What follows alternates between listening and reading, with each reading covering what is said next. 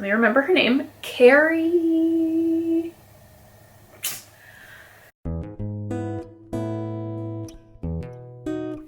Hi guys, I'm Amy. Welcome back to my channel. Today I have a reading wrap up for you. So I have 5 books to chat about. So if you're interested in hearing what I thought about said books, then go ahead and keep on watching. The first book I have to chat about is a middle grade graphic novel, and that is Amulet, book 1, The Stonekeeper by Kazu Kibushi. And in this story, we are following, oh my goodness, Emily and her little brother Navin and their mother moving to this old house that is a family home of her mother's after her father tragically passes away in a car accident. And when they are in this house, Emily finds this weird amulet, and then her mother gets kidnapped by this strange creature in the basement. And then they follow this strange creature and it leads them to this new realm. And it's about them trying to retrieve their mom. And the the illustration style is like this. It's fine enough, but I have to say I really didn't enjoy this book at all. I read it in one sitting, as can be expected of a middle grade graphic novel. And I thought the story was rushed and just frankly odd, and it didn't make sense to me. Like, it makes sense, but it just seemed like a stretch. And maybe if I was a child, it would be different. But I just don't think it translated well for adult readers. There is one thing at the end that I think was super clever. And it's this right here. I won't explain it. But other than that, this book was a complete dud for me. So definitely won't be continuing on with that series, but it's been on my shelves for a while, so now it's been read, so that's done, but just moving on. I also read a very popular contemporary romance that's been doing its rounds on BookTube, and that is The Flatshare by Beth O'Leary. I checked this out as an ebook from my library, and I'm sure most of you know this is the story of Tiffy and Leon. Leon is living in this apartment. He works as a night nurse at a hospice ward or palliative care unit, and he's trying to bring in some extra money. So he decides that he's going to do a flat share, which means he's looking for a roommate. They'll share a bed, but he's looking for someone that has the opposite schedule as him. And that works really well for Tiffy, who has recently broke up with her boyfriend that's been on and off again. And she's a very creative type. She works at a publishing company that specializes in DIY craft books. And so her hours are the opposite of Leon's. And they, like I mentioned, share a bed, but they don't ever see each other. They have very strict rules that they will not be in the flat at the same time. And for many months they don't meet, but they start leaving notes to one another for each other to find, and they develop a relationship, and eventually they do meet. And this is about Leon and Tiffy getting to know each other and maybe feeling a little bit more than friendship. I was a little skeptical at first, but ended up really, really enjoying this book. It was very lighthearted and happy, but it also dealt with some, social issues that the world has, and a variety of other things that I was not anticipating, that I really appreciated. But in general, it was a really, really cute book, and I will definitely be keeping my eye out for Beth O'Leary's new book that is coming out that has not yet been published in the United States. So definitely recommend if you're looking for a sweet, fun, just feel-good book. I definitely recommend this one. All right. Now time to talk about the book that I have been spending days thinking about how I will talk about this book in a way that I feel will not spoil it. So bear with me, I will do my best. So this is The Lauras by Sarah Taylor, and I have come to find out that a lot of people really, really love this book. And unfortunately for me, I didn't have that experience. And I am going to read, like I did in my haul, the little blurb on the back. I hate doing this You guys are perfectly capable of it, but I don't know how else to describe it without giving things away. So, as Ma and Alex make their way from Virginia to California, each new state prompts stories and secrets of a life before Alex. Together they put to rest unsettled scores, heal old wounds, and search out lost friends. But Alex can't forget the life they've left behind. So that's the premise of this story, and there are some really, really interesting elements about Alex as a character. And I will just leave it at that. And without a doubt, that was my favorite part of this book, was Alex, and Alex just being Alex. And I found it really refreshing and interesting. I've never read a book that had a character like Alex. But in general, Sarah Taylor's writing wasn't bad, but I didn't find it to be anything remarkable or even noteworthy. I can't complain about it, but I am a reader who does really appreciate a more quote-unquote artistic writing style, and this book just didn't have that. But I think more than anything, I really struggled to connect with Ma as a character. She didn't seem tangible to me, not as Alex's mother, but as an individual person. And I know that's what the point of her is, not to not be tangible, but that she's lived this entire life before Alex that Alex didn't realize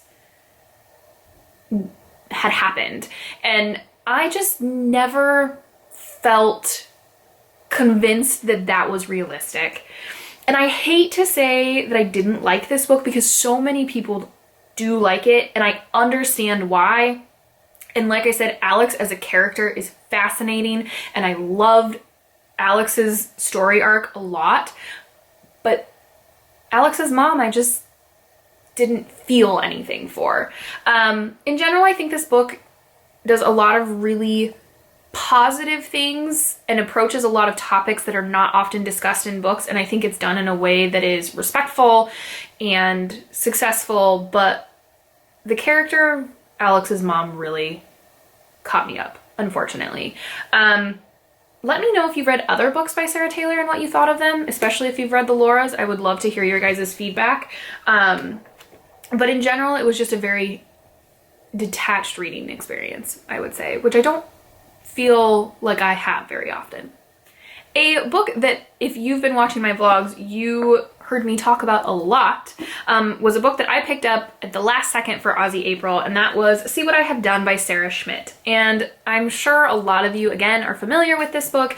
This is a fictionalized telling of Lizzie Borden. And if you don't know, Lizzie Borden, I believe, was the first American woman to be put on trial for murder, or like there was a lot of public interest in it. And that was the murder of her father and stepmother, who were brutally attacked and killed with an axe. And this book, it was a crazy, surreal reading experience because the atmosphere of this book is stifling and claustrophobic, and it makes you uncomfortable, and like you just want to crawl out of your own skin because it's just so intense from like the very beginning. And we have a lot of narrators in this book, 4 to be exact. So we have Lizzie, we have Lizzie's older sister Emma, yes, the housemaid Bridget, and then a stranger named Benjamin. And you learn about the day and days leading up to the murder. I had thought that this book also discussed a lot about the trial itself. It does not. That's actually not at all what this book is about. It's touched upon, but the focus is really on the day of and the days leading up to the murders. And you very quickly come to realize as a reader that Lizzie's not so reliable. You're not really sure that Lizzie's sure what is going on. And this book is also, like, the descriptions are grotesque. Like, if you have a queasy stomach, this is not the book for you. It's descriptive of a whole bunch of things that are just not pleasant to read about. But this book was so fascinating to read. the ways in which the Borden family were just frankly screwed up. Because it's something that I think I didn't realize until reading this book was that Lizzie and her older sister had never married, but they were in their 30s when the murders occurred, and they still lived at home. And this book just portrays this really toxic environment that was the Borden house. And just having the different perspectives of Lizzie, of Emma, who was not at home when the murders occurred, of Bridget, who lives in the home but is an outsider, and then of Benjamin, who knows nothing about the family going in. It just made for a very fascinating narrative, and I definitely recommend this book. It's great to read in summer because this does take place in August, and it's hot and humid, and like I said, you can just like feel the like creep come over you. And I haven't had many books transport me as well as this one did. So I definitely recommend it if you like a good dark read. This one's for you. The last book I have to share with you guys is the first book that I picked up for the Quarantine-a-thon, which was going to be for the prompt of to read a book about troubling times. And so I decided to pick up The Widow of the South by Robert Hicks. And this is based on a true story. Carrie McGavick, our main character, was an actual person, a historical figure. And the Battle of Franklin, which was one of the bloodiest battles of the American Civil War, and really was the battle that kind of put the nail in the Confederacy's coffin, so to speak, basically happened on her front lawn. And then her home became the hospital for the Confederate soldiers. And this is about the day of the battle and then the days after. And the story opens up, this is one of those stories where it's bookended by being in the future. So we have an elderly Mrs. McGavick taking care of the cemetery of soldiers that she buried in her yard, and then we end there as well. But she meets a soldier that is injured by the name of Zachariah Cashwell, and they very quickly feel a connection for each other. And I think the title of this book can be a little bit misleading because Carrie McGavick is still married. Her husband is not dead, and he does not die throughout the course of the Civil War. And I have to say that this book was really, really good in some aspects, and then in others, not at all. What I really didn't like about this book was the narrative itself. I didn't find the story interesting or captivating, and I don't normally have that problem. And it wasn't that I found any of the characters unbelievable, I just didn't care. I didn't find it interesting. And which is so interesting because Carrie McGavick had lost 3 children before the Civil War even started, and had lived a rather difficult life. She lost an infant and then a 7-year-old child and like a 3-year-old child. Like, she had lost a lot of children. But just the general narrative of the story, I didn't find it all interesting. But what I think Hicks did really well was discuss the war and what the war did to people and how dehumanizing war is. I think in some ways you could say the usual typical cliche discussions and deep dives into what a war does to people, but I think Hicks did it really, really well. Like, I really wanted to hear what he had to say about the Civil War and war in general and violence and killing and where it leaves people. I thought that was really, really good. So I really struggled to think about this book because I think it was so well done in its discussion and exploration of the war and how perverse it was in the society at the time and how it so deeply changed everything as a whole, but also to these individuals. But on the other hand, the actual story of the characters, I could take or leave. And I can't say that I've had that experience to this, or had this experience to this degree with a book before. It's just it was very, very odd. A lot to chat about. I would love if you've read this book to talk to you about it, because I have feelings about this book, because there are some scenes in this book that I found to be so memorable and emotional, but the characters in general weren't much of anything to me, if that makes sense. So yeah, I don't think that's it all helpful to any one of you that are maybe thinking about reading this book. But like I said, if you have read it, please chat with me about it, because I gotta sort through these feelings.